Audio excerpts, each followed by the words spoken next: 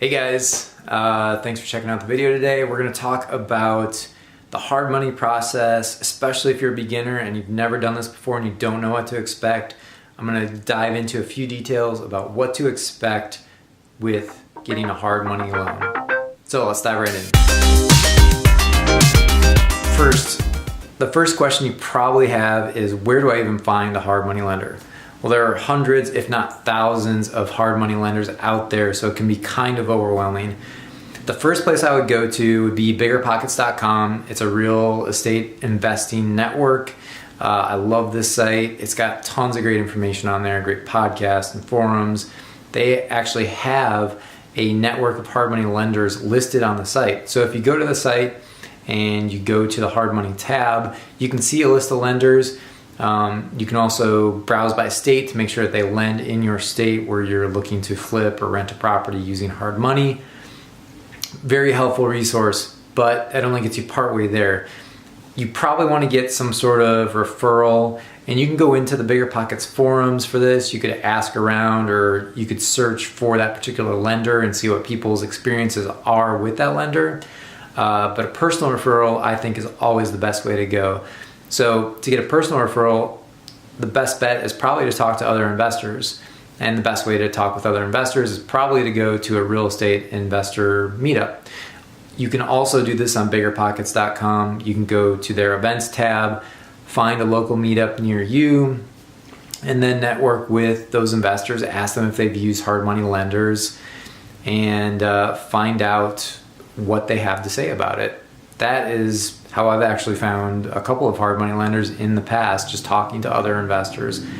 It's a great way to just find out more information and personal experience, good or bad. So they're all different, and it's important to find out what people's experience is with them. Number two, once you kind of pick 2 or 3 hard money lenders that you might want to work with, it's really important to get as much data as possible from each of those hard money lenders and compare the numbers, just so you can see as much data as possible and compare them, hopefully apples to apples. There will be some varying fees from here to there, but just get a big picture of what their fees might look like. So when you are looking at all these different fees, the 2 big numbers that usually stick out are going to be points and interest rate. So to give you an example of what that could look like and how you might compare these things, let's just say you have 2 lenders. One is, you have a $200,000 loan.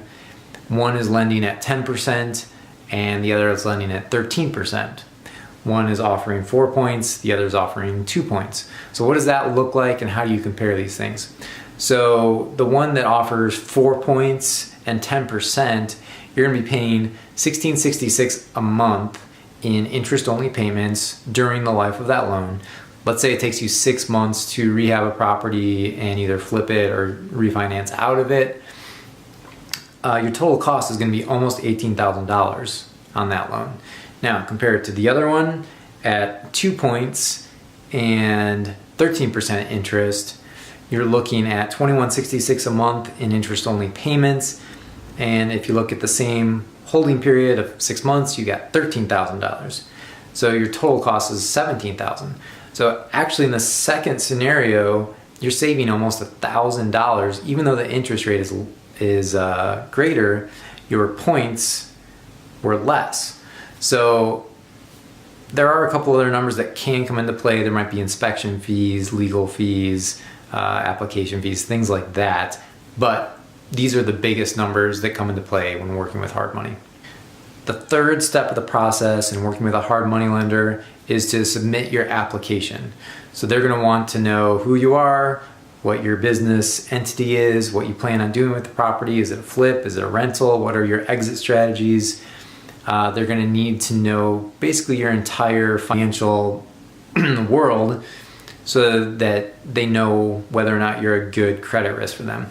They don't care so much about your credit score per se. They might still run your credit, but they want to know, is it a good deal? Do you have any experience flipping or rehabbing houses? And what can you expect to sell the property for, or what will it appraise for once it's all done being rehabbed? And lastly, they're going to want to see the deal. How much did you pay for it? What is the expected rehab costs? Do you have a detailed quote from your contractor? What can you expect to sell it for? What will it appraise for when you're all done with it? So these are big things that they'll want to see so that they can continue to underwrite the loan and make sure it makes sense. Now, if they're a good hard money lender and they see that maybe it doesn't make sense, they should tell you that. A good hard money lender will tell you if it's a bad deal. So they're a good person or a good company to work with, especially if you're a new investor, because they'll help protect you and tell you if it's a bad deal. If they're not saying anything about that from the get-go, you might want to be a little cautious because maybe they just want to, earn that money and they might not be the best partner for you if that's the case. So make sure that they're willing to tell you if it's a bad deal, because that could save you a ton of money, time, and hassle in the long run. So hope this video was helpful to you. Please like and comment below. Subscribe if you want to keep updated with other real estate investing stuff that I talk about. And let me know what you think, any questions that you have about hard money lending. It's kind of a big, overwhelming thing, but hopefully I've broken it down into a couple of pieces that make sense. And I'll see you guys in the next video.